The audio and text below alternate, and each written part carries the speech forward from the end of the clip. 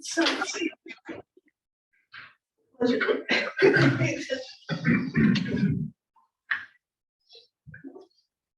I pledge allegiance to the flag of the United States of America and to the republic for which it stands, one nation under God, indivisible, with liberty and justice for all.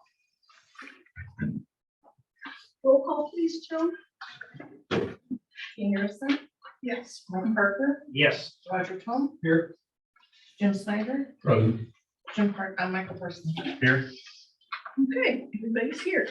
A motion for the consent agenda. I so motion. Second. Okay, it's been moved and seconded. Roll call, please. King Harrison, I can abstain because I wasn't here. Mike Parker, Yes. Roger Tom, Yes. Jim Snyder, Yes. Michael Parsons. Yes. Okay, thank you. Consideration of the of agreement for West Valley View. Okay, this is the coming stormwater project that we're working on. We're building a regional stormwater treatment facility. This is where the old Walmart was in Talent. What this agreement says is that the owner, West Valley View LLC, is actually going to donate the land to us. We're going to do a partition for the location of this facility. They're going to donate the land. In exchange, we're going to realign a storm drain that runs across their property and also design it such that it'll satisfy their stormwater quality requirements when they do go to develop that area. Kind of a nice win-win Yeah. for everybody involved. Nick's been working on this for a long time, and there's been just, a lot of back and forth trying to get language right and everything. Joe Kellerman's been involved all the way through, reviewed all that. So we've got, I think, a pretty good agreement here that'll be good for the property owners, be good for the city, and work out good for us also. Do we, either I missed it or do we know what they're gonna use that property for? No idea. Nick might come in, but Because I didn't Yeah. see it. I just thought, okay, we're doing it and it's gonna be cool. And Yeah, I mean, the vast majority of it's paved already. So, and then, the facility's gonna accept any additional run pavement, but in talking to to sell it, this piece that we're actually, our piece, the remnant piece that'll be left, it was gonna buy or what it'll be used for. But now that storm drain's not right down the middle of it, that's a pretty pickup for them. And You're really cutting out now. yeah, oh, sorry. He's in Salem, really. He's like 20 feet away. But My connection, okay. Still breaking. yeah, I think their overall plans is they want That to, looks like and right now there's a storm drain that crosses right through the middle of it, so unless we're lining it, which we need to do to build a facility, we want to build it, it's a huge benefit to them for the usefulness of the property Yeah. there. okay, sounds good. Any other questions? Roger? Did we do some sort of, I don't know what it's called in these terms, but like cost benefit ratio, but what they're getting compared to what we're getting? Was there an estimate on, is it an equal trade or they, kind of a thing with the values? Nick's done that, some of that. I know, it's hard to judge the value of realigning that storm drain, because what it does to the property, what it costs to do it. And I can't remember what all the numbers were, but, the developer is getting the owner is getting a good deal out of this because they're not going to have to do any stormwater quality improvements in the future, and there is some improvement to their property by moving that storm drain pipe. As far as what we get, I mean, they're donating a big piece of land to us, and we're using that to the benefit of the city. That's a lot bigger piece of land than they would do to build their own water quality facility, I guess. So, I mean, how much bigger is it compared to what To what they would they need. would have? Can you guys hear me okay? Now we can. Now we can. Okay, I moved my computer around a little bit. I think someone's muffling. Yeah, there was a lot of discussion on that, Roger, early on, because we were talking about buying the property from the owner. And I have a large breakdown of the cost versus the benefits to the property owner. And it ended up, at the end of the day, he had an appraiser come in and put a land value on that land, which, as you can guess, was extremely high. But Carl, if you scroll down, now kind of what's going on with that actual piece, it's pretty nice when you start talking about encumbrance takes versus because all we wanted to do was an easement and an exhibit on the bottom. And I think we ended up was over $100,000 for us to get easement on the property, and we just walked away from it. It just didn't make any sense. And then they came back later and said, we'd like to the property to you because of likely for taxes or whatever. But I think it's down. But that specific piece of, I mean, not the only thing you could actually do with it. Because there's a flood, it's in the floodway, but be removed a bunch of still. Dang it! Where's Brown? Yeah, You want to come in here and just tell us? Yeah, it really good. Oh, it's gonna take him a minute. to get the operator on.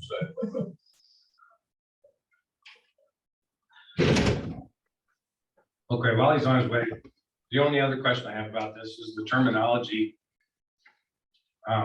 RVS is desirous of developing a regional stormwater system. That's the way Laura's talking. That's really, we use that I term? use that word a lot, actually. Well, yeah, but not, Well, I use it only in legal terms. okay, okay, good. Sorry, yeah, Carol came in and we looked at my computer. She couldn't figure out. what was going on. Okay. But The whole amount isn't, it's like you're stuttering Yeah. on parts of it, then it's smooth, and then you're stuttering again. that's what So never we were did. telling us about the cost. Yeah, so if you scroll down, there was a lot of back and forth on that when we were originally using from them, and they just wanted way too much. I think it was over $100,000 originally, Yeah. and Carl's like, no, no, we're not doing it. So I have the exhibit is on the bottom. I just wanted to show the encumbrances on the property because this is about the only thing you could actually do. The plat map below this one kind of shows it pretty good. That scan's not very good. There you go. So you can see the floodway line through there. There's basically nothing you can do in a flood, like as far as development goes. And so putting this stormwater facility in there, you're actually removing material, so you're not raising the flood elevation at all. And we discussed that with the city of Talent quite a bit, and their floodplain manager, well, the person who's administering it, has verbally agreed that it's likely going to go through. We went through FEMA and got the clearance in there as well. So this piece of property is pretty worthless to them at the end of the day, because we've also got our interceptor right through there as well, right through the center of it. It's parking lot. Yeah, they tried to get us to pay a lot for it. Is this still the battery assembly place or whatever, I think so, yeah. Cummins still owns it. They're still operating. electric batteries? Yeah, it's owned by kind of a conglomerate, Becker Properties, Breeze, and some other familiar names. Yeah, what the time the batteries, I think, from motorcycles, Yeah, they just focus on the batteries, motorcycles are not the problem. Yeah. But, I mean, at the end of the day, we're not gonna have to pay anything for the land, and it enables us to build a good regional facility that's going to serve about 50 acres of downtown, which, from the very start of when we started doing stormwater at the very beginning, this is kind of what we hope to do, is to have some regional type facilities that would provide water quality protection for big areas. So it is really beneficial. It is something that we think is good for the program and good for the community. So, Thank you. Since we're now land guards, almost land is totally owned everywhere. Are they rebuilding that mobile home park right next to it? I think so. Yeah. So, Yeah, that was it. I think the other good thing is Carl's gonna get some of that. It's gonna shake down the government some money. I hope so. Well, yeah. This is one of the ones we're applying for funding through DEQ and CWSRF. So ideally, once we get that built and financed through DEQ, a big portion of that should be forgiven, principal forgiveness. So that's what we're working towards on that. And no big property taxes for us to have to pay.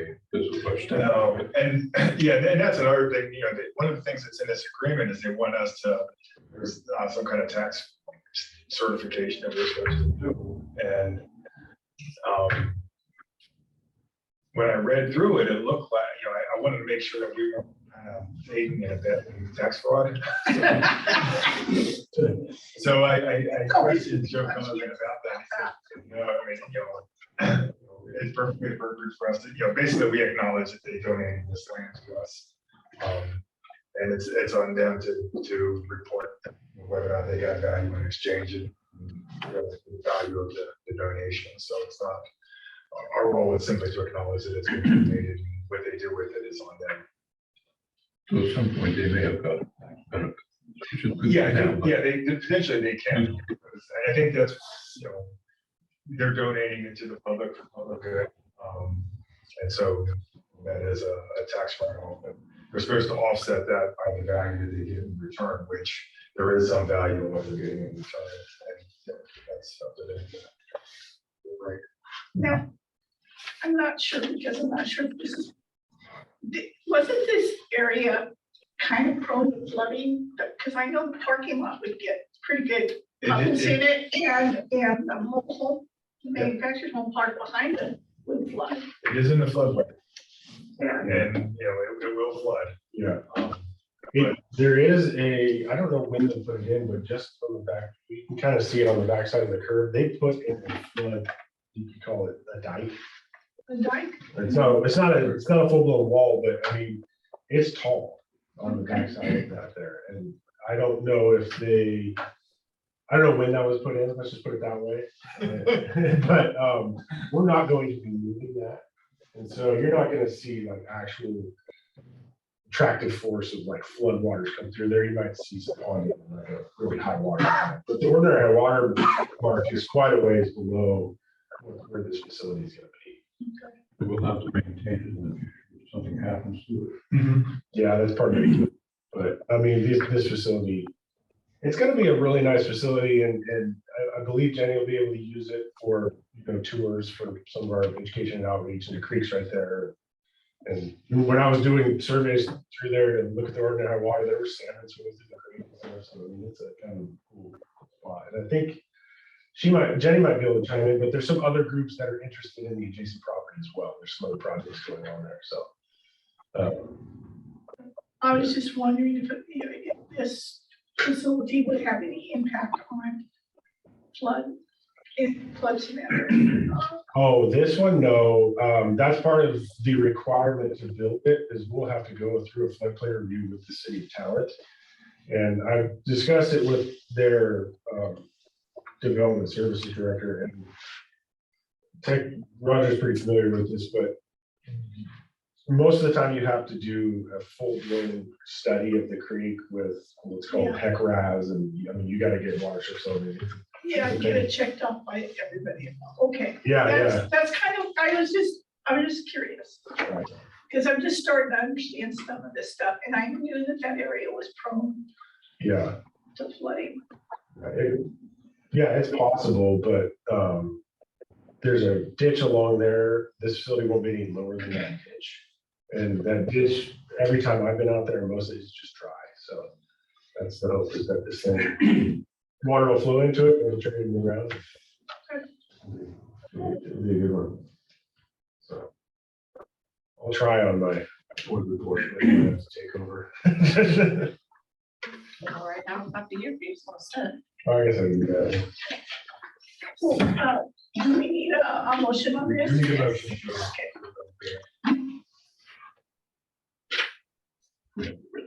Roger says now, so you can't say anything. So Chris, you He's the one that got us into this hole in the first place. No. I don't see a suggested. I forgot to put action. I'll make a motion to approve whatever we were talking about. Easy. Yeah, we're gonna try and find it. It's basically consideration of everything. Second that. Yes. So it's been moved and seconded to, for the West Valley View LLC agreement. Roll call, please. Kate Harrison, Yes. Mike Parker, Yes. Roger Schoen, Yes. Jim Snyder, Yes. Michael Parsons. Yes. Thank you. Move closer to taking over the entire valley. Could I ask you to Well, close he's- the blinds right here? I'm getting a flash, You sit. sun flash off that vehicle. And it's bothering my new eyes. You have new eyes? I had new cataract pulled out, new lenses inserted into my eyeballs. Nice. Can you actually see now? Wonderful, fantastic. Don't need much. Yeah, I was, my glasses before were so powerful, they were like bottling bubbles. And the cataracts changed the color of everything because everything was kind of brown. It's 73-year-old eyes versus removing that cataract. Everything has kind of a 4K light blue to everything. Nice. I can do everything. I can read most things. I bring these along because there's some fine print that I want to see. But other than that, my eyes are like brand new. I've been babies. Okay. Next, we're doing the financial updates, because Roger's gonna have to go back to work eventually. We can talk about this afterwards. I can give you some insight on the one. Okay, so this is a post order report. There are no items. Brenda's online if you have any questions about anything in particular. So we still have money? Evidently we do. No Yeah. checks and balances, right?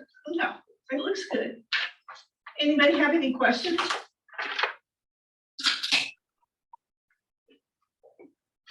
And this one just says information and discussion. Yeah. So there's, all right.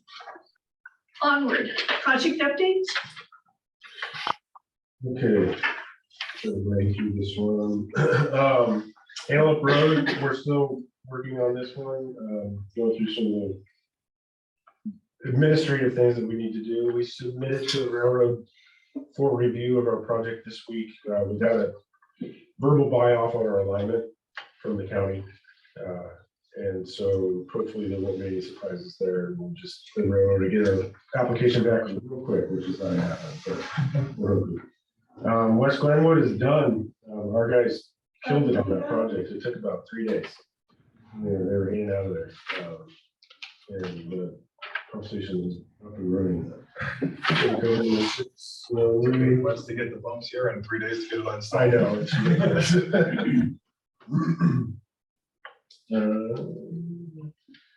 So Highway 99, the ODOT project through Phoenix. We're, as far as sewer goes, we're still working on that project for relocation scope. We're gonna go out and do some talking this week. And that's gonna give us really a good idea of what we need to do to make ODOT happy.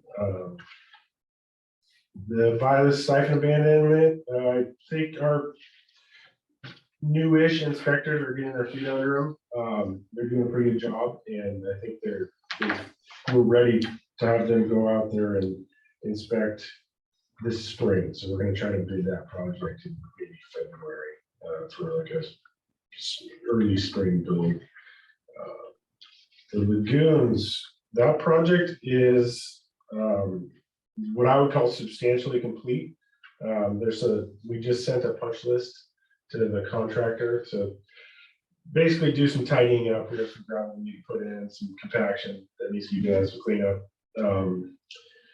Kevin, James and his crew went out and they actually put a pump with a float in the bottom of the groundwater monitoring manhole and system, and they're actually pumping out of the ground and filling the lagoons. So we've got it's slowly cascading through the system as designed by Carl. So it's pretty cool. We've got we actually had some bubbling up with groundwater, and now Craig's setting it up.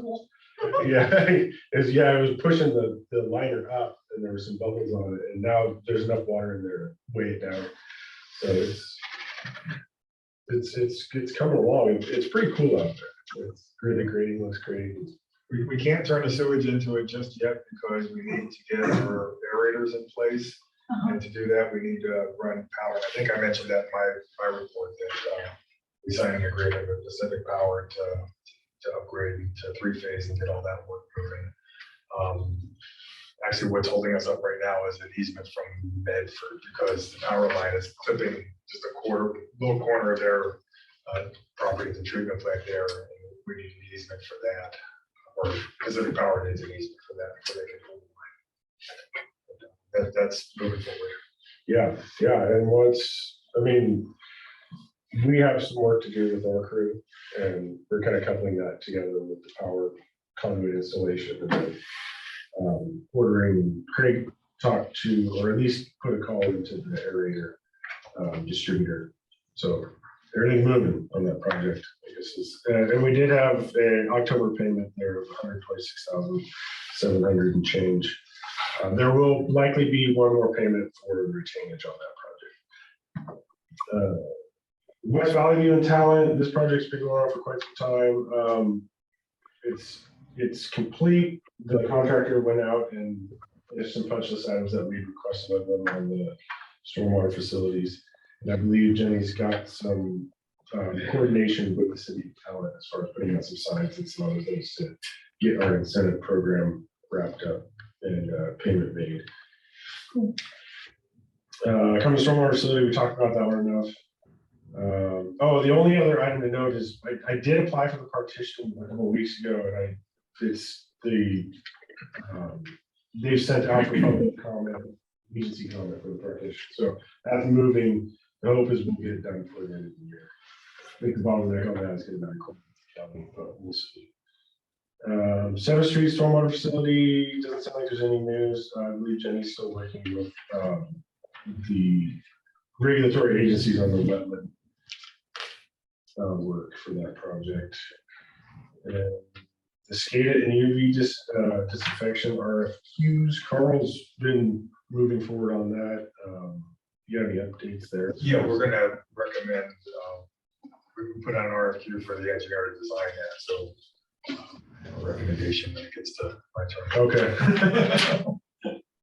And that's all we have right now. Okay. Thanks, Nick. Anybody have any questions on anything? I was glad his voice didn't sketch. Me too. Got a quick haircut. Walked in the door here. I don't know how you did that. I don't know. Thanks for visiting. Yeah, no problem. We learned pretty Good good. to see all you guys in person. Okay, Jenny and stormwater. Okay, well, you heard about all the capital stormwater stuff that's going on, so I'm just gonna talk about our public education outreach. Fall is a big time for education outreach events, so we had as usual, a lot of events we were doing. Salmon Watch was our big program, which wrapped up in November, beginning of November, with classes. We had classes from Talent Elementary and Phoenix and Talent Middle School. We just put on our biannual certification program for contractors and engineers, anybody who wants to get certified as a designated erosion and sediment control inspector.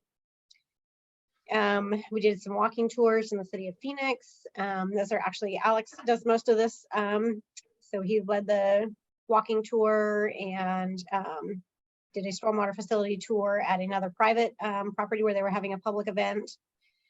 And he led a cleanup event down at Northridge Terrace. And then we had a separate event. The Water Solutions Summit was going on for the past 3 months, and it's put on by the Southern Oregon Pachymama Alliance. They had 6 2-hour webinar sessions where they were, it was open to the public, and they were basically talking about the future of water in the Rogue Valley and what the issues are and what potential solutions are for mostly aimed at water availability and water capacity. But they touched on water quality a little bit. And so they asked both Carl and I to lead breakout sessions during 3 of the webinars that they put on. And so I think Carl led 2 and I led 1 breakout session during those webinars. And I'm not sure where they're going from here, but we participated as we were, as much as we felt we were able to with that. And that's all I have for you today. Thanks, Jenny. Anybody have questions? Okay, thank you very much, Jenny. Appreciate it. Okay, so Shane is not here today. He's at a training. So I'll address what he's got. I don't think there's anything too terribly new or unusual. The disconnect breaker, I think you mentioned it last month at the Dun pump station that it got broken. And we had it scheduled to get fixed a couple weeks ago, but then they got unscheduled. So now it's scheduled again for this week. So hopefully we'll get that fixed. Let's see with the new engine. So apparently, you know, this is quite a saga because this vehicle has been in the shop for how many months? 6, 8 months. A long time.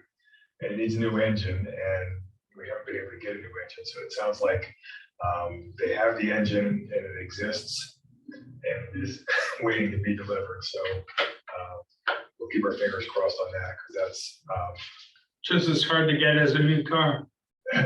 more so. I mean, like I said, it's been months we've been waiting on this thing. So that's moving forward, thankfully. And I don't think I have anything else to report from Shane. Okay, so I'll dive right into my stuff. Gold Hill, I did have a meeting with their interim city manager on Monday. We had a nice talk. Basically, you know, educating them on the history, you know, why we were there to begin with, how long we've been there, what we've been doing, and why we're leaving. So, yeah, I think it was good for him to have that understanding. We are still, we gave them that termination, so we are still planning to be done by the end of June. So we'll make sure that we have everything in as good a working order as we can before that time, and transfers, you know, all the information, all the maps, and you know, maintenance records and everything that we have to turn that back over to them. So they'll be able to work on that.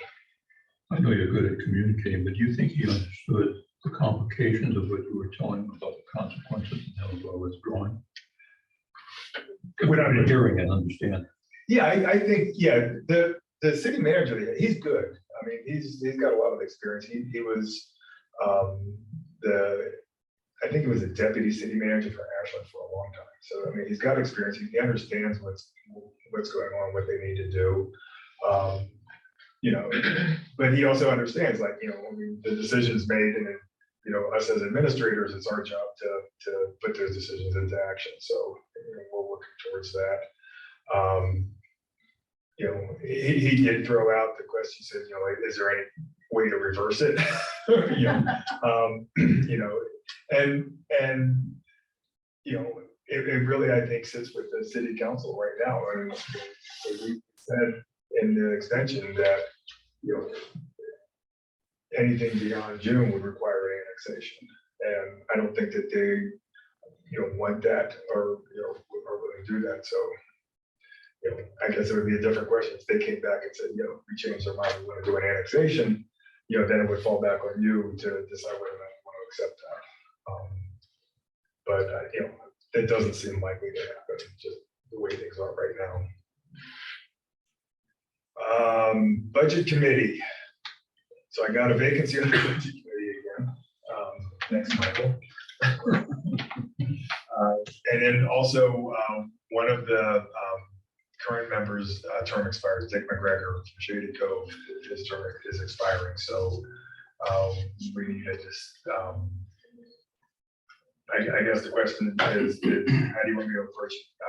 I haven't talked to Dick at all, whether he's willing to or wants to continue. I know he's not on the city council there anymore. I'm assuming he still lives in the city, but if not, then I make him eligible. So typically what I do in this situation is I contact the other city managers and ask them for volunteers, ideally off their city council to do that. If that's acceptable, I'll go ahead and do that. I'll touch bases with Dick McGregor and see if he's still available and check with their city managers and see what they might have. How much time do we have before it becomes a crisis for us? I can't remember the next meeting is. Well, our budget meeting is typically in May. So we've got plenty of time. I mean, there's been a couple of times where we've kind of sweated it whether or not we were going to be able to have a quorum.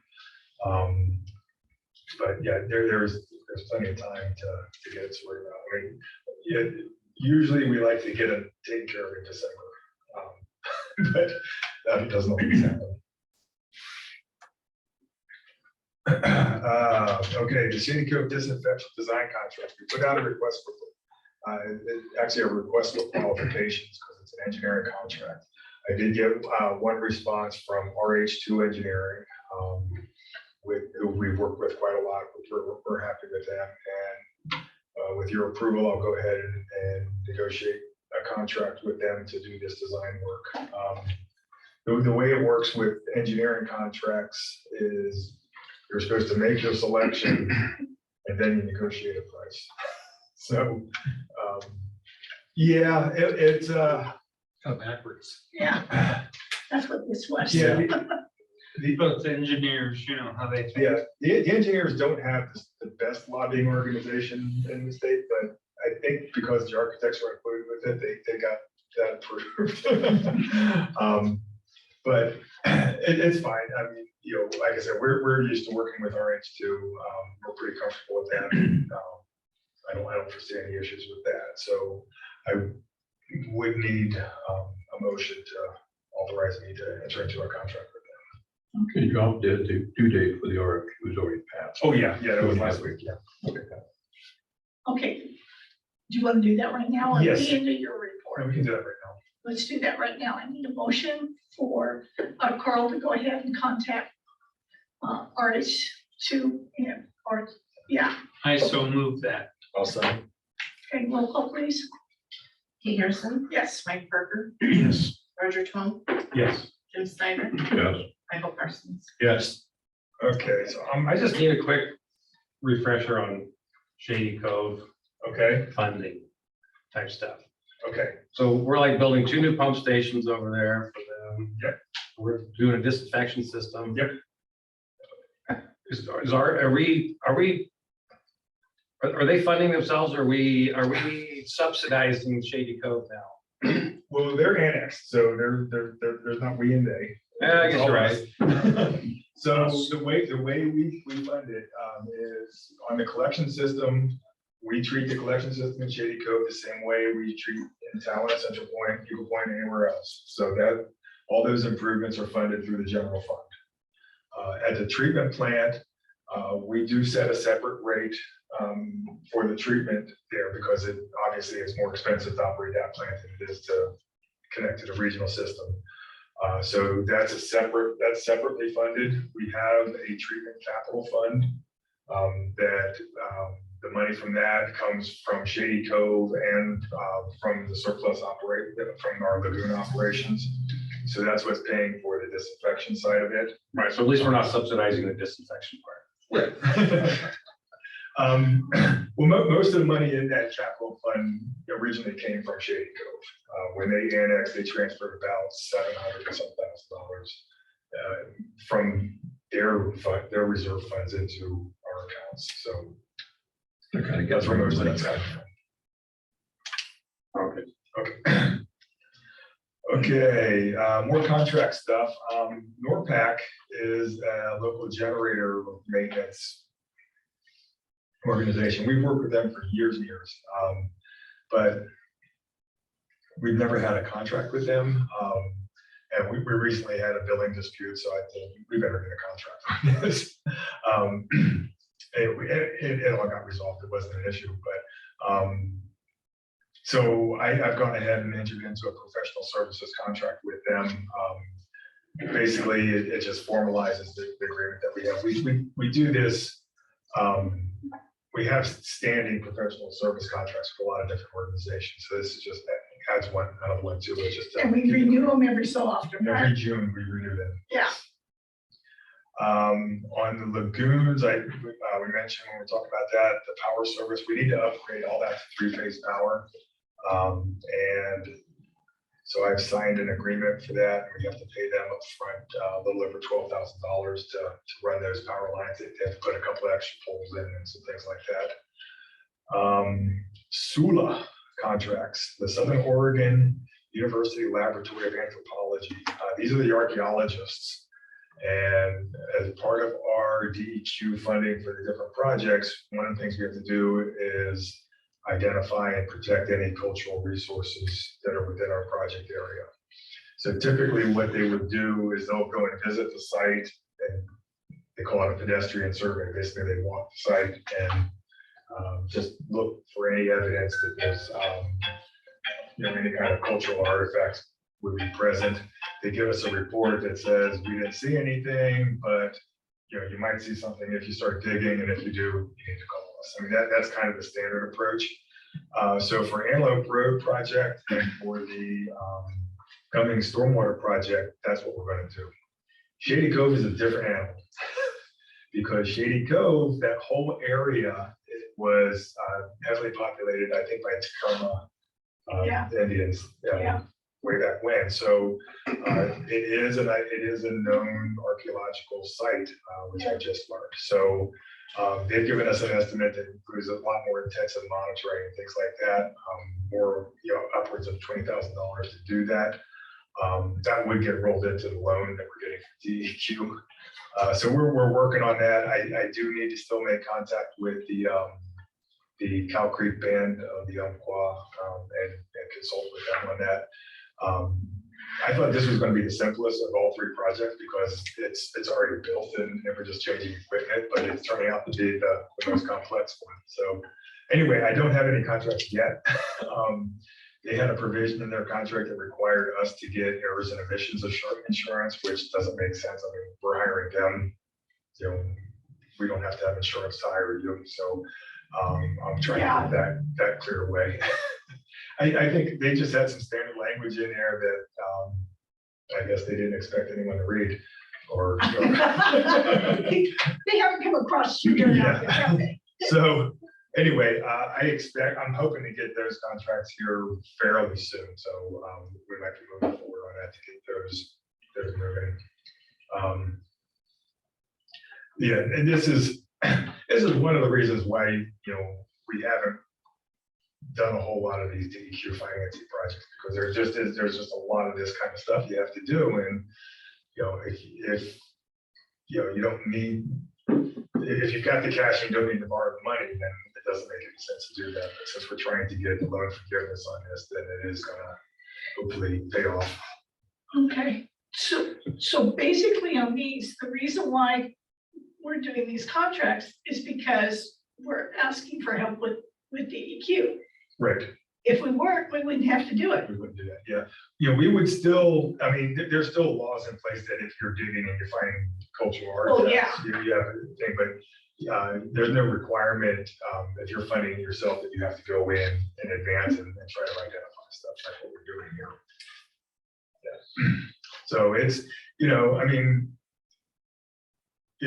for the Antelope Road project, it's a $5 million project, so, if we have to pay $5,000 for an archaeologist to say everything's good, and then in exchange for that, we get $500,000 or $1 million of.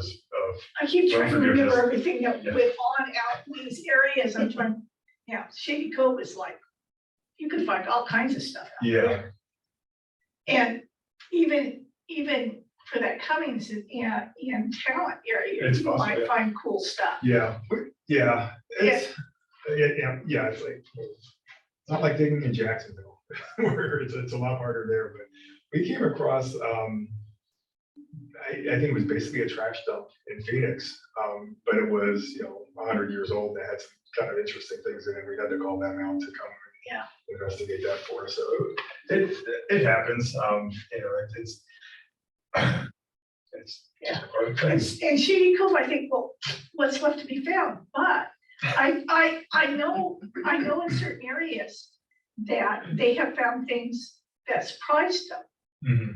And what they thought they, did fine tooth comb Oh, thing, yeah. and so who knows? Yeah, well, fortunately in Shady Cove, the amount of excavation we're doing is really, really minimal, if That's any, good. so, and it's all within the plant. So I don't think, Excellent. I don't think we're gonna have any issues with it, but we still need to go through the process. Need to do due diligence. Yeah. Okay, paid leave Oregon. We're getting close to a deadline on this. And so I think we talked about it last month, but just a refresher, we're required to have, it's a short-term disability program for all employees in Oregon. And it's funded by a 1% payroll tax. And that 1% is split between employer and employee. Employer is 40%, employee 60% of that. There is a provision in the law that says if you have a comparable plan on your own, you don't have to pay the tax. So Joan's been talking to insurance people about finding a comparable plan, and it looks like we can find one that would be very close to the cost of our 40% share. So if we're able to do that, if it qualifies, we would be able to basically provide it without adding any burden to the employees. Good job. That would be good. So, Thank okay, you for I'll take your that as an work on that, approval to move forward on that. Yeah. Because we have until the end of the month to file a notice with the state that we intend to do that, so Yeah. we'll get going on that, okay. Reminder that the SDO conference is February 10th to the 12th in Sun River. Joan has a couple of rooms reserved, I'll go. okay. Anybody I else? gotta make sure I go. It's not in Peru, is it? Come on. No, Okay. Sun River is not Peru. I was making sure you were gonna take another trip. But No, I'm not going anywhere for a while. Okay, all right. Have you been to one? Was that Have you been to one? the SDO? Yeah. Yes, sure. You're This is gonna be the first correct. one I've missed in like 20 years. I mean, I was on the board of directors for, I was the president. Okay, I noticed it's like Friday, Saturday, Sunday. Yeah. Is it like you work Friday and then you party Saturday and Sunday, or? That's No, one. you don't work Friday. Roger, you're gonna have to go and find out. Yeah, so, Well, it's kind of tempting. I mean, if it's fun, like they hit Yeah. the roof hub and It's- stuff it's like real. that. right, so It's really interesting. So Friday, they have like pre-session on Thursdays. when Where is they're it? there. Thursday Thursdays? evening, they have like a vendors exhibit. It's kind of a social hour. On Friday, they usually have a keynote speaker. They usually have really good keynote They have speakers good right after breakfast. And they have the vendors exhibit Friday evening too, right? I know. Or exhibit, they have some kind of Yeah, social hour Friday evening. The vendors buy you beer. and Yeah, stuff. yeah, you get a couple of tickets, and then Saturday night they have the awards banquet, so that's a kind of a more formal dinner. And they have different kinds of entertainment, and so that part's more social but the 2 days of workshops and classes and everything are usually pretty informative, really good stuff. It's a good time. I think there's. So, Maybe next year. yeah, I'm not gonna be there this year, but, What does SDOAO stand for? Special Districts Association of Oregon. Are you not getting emails from them on a daily basis? No, I'm not. I haven't seen one in the last 7 years. I get one once a week from them. You'll They get have the it. newsletter. I didn't ask what it is. In your personal site or is it a business site? Personal, okay, I get them both. you do. Mhm. Maybe my iPad's not signed up for it. We'll get Yeah, I you, don't know if they've updated your records. we'll get you signed up. Oh, Okay, so did you say yes, Roger? No. Oh. Thanks, Kate. Okay, board dinner. It's been a while since we've had a board dinner. And We're all getting hungry. yeah, so just, for Roger and Michael, because you haven't been here very long, but before COVID, we would have an annual board banquet, usually like in January, February. And we would get the upstairs of the Jacksonville Inn and just basically have a nice dinner with the board and senior management here, spouses and everything. But obviously with COVID, that hasn't happened for 7 years. So I guess the question is do you want to start resuming that? And if so, when and where? I would like to do it because it's kind of, it's. Yeah. It, You get to know people You not get to in a go- session like this. yeah, you get to know people a little bit better. That's one of the places I got to know Joe Kellerman, figured out, interesting character, and that kind of stuff. And it's a good thing. Okay, Yeah, I agree. okay. I mean, I don't know why we've always done it at the time of year we do it, but there's nothing sacred about that, obviously. And you're going on vacation in February. Right. So And I'm. He's I'm going proud. away. He's on He's vacation. going on Where vacation in just for a February. couple weeks, do you get to go? please. Oh, cool. I've been there. That's cool. You'll have a good time. I hope so. So, I mean, we want to say like this, the latter half of February, beginning of March. Yeah. Now, for me, I'm Yeah. on travel to Europe from the 20, I think it's the 20th of January to the 21st of February. Okay, I'm physically not here. We can do March. I mean, there's nothing Yeah. saying that. okay, March is good. okay. So, how about if Joan just throws out some prospective dates and you guys will decide, see if there's a conflict and we'll go ahead and make a reservation. Is it usually weekend night or? Yeah, we usually do it on a Saturday. That's fine.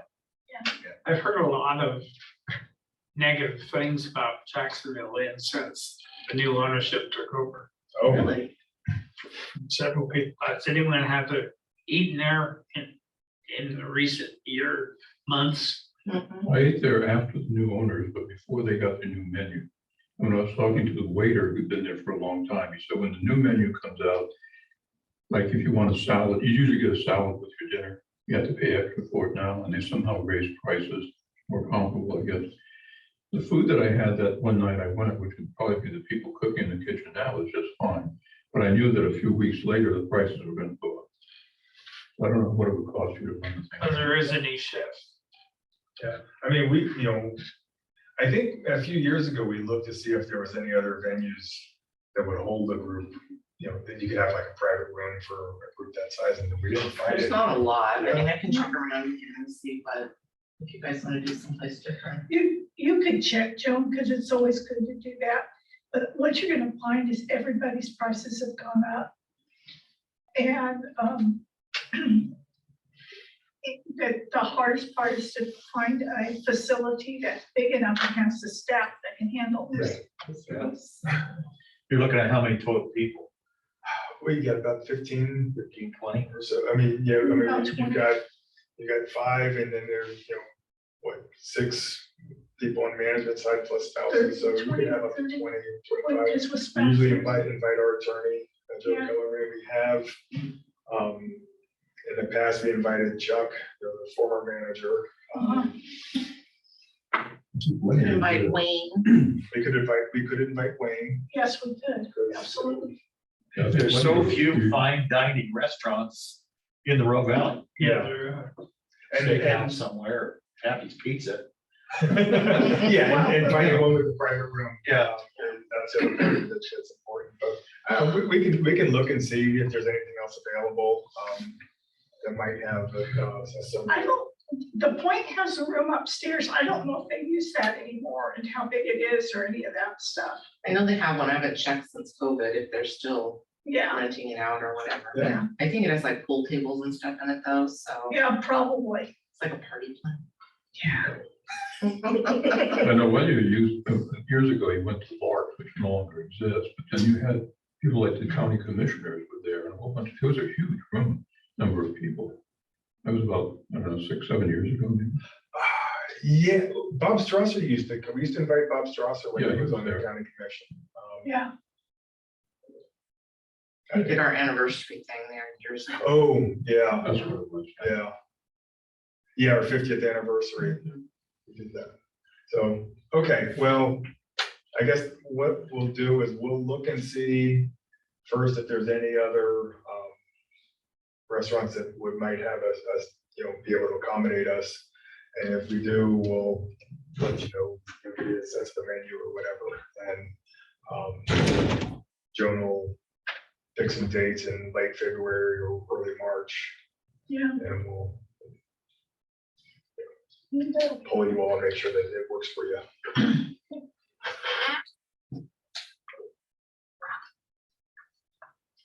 Okay, and then we're gonna have more performance stuff to talk about in executive session. Okay. After we pay bills and close everything down. Do we want to do the claims now? Yeah, let's go ahead and do the claims now, and then we can. I'll move that we pay the bills. I'll second. Okay, we moved in seconded, roll call please. Kay Harrison, Yes. Mike Parker, Yes. Roger Cone, Yes. Jim Snyder, Yeah.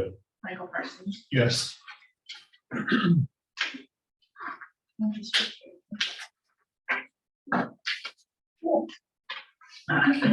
So do I need to, Oh, I forgot the script. yeah, I can wing it. Okay, I will wing it or go print one off for the team.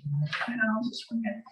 Okay, basically, we're going to move now into executive session. All members of the public are asked to leave. Yeah. And this is in regards to It's on the agenda. ORS 192.6602, IN 192.6608. We will, no decisions will be made, and we'll come back into open sessions after we close the executive session. Good job. All right, I am going to turn off the recording. There is that.